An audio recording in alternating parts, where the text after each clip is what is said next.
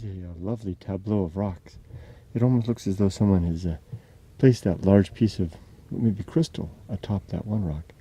Look at those three rocks in the center of the frame, how they're essentially riding on a layer of granite, especially that one to the right of the big rock at center.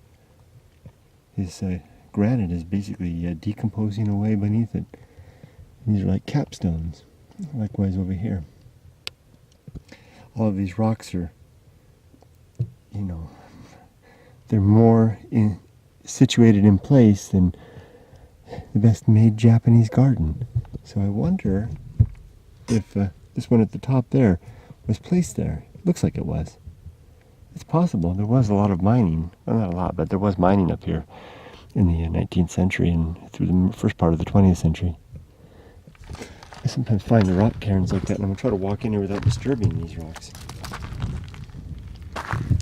Yeah, someone placed these crystals here. Look at that, how they're just resting on top of the granite that's just been eroded away. Very nice. Headed out into that wash, and then I'll take a left. But this is interesting. This is an outcropping of volcanic ash. You can see my footprint there. It sinks into it very easily. So there's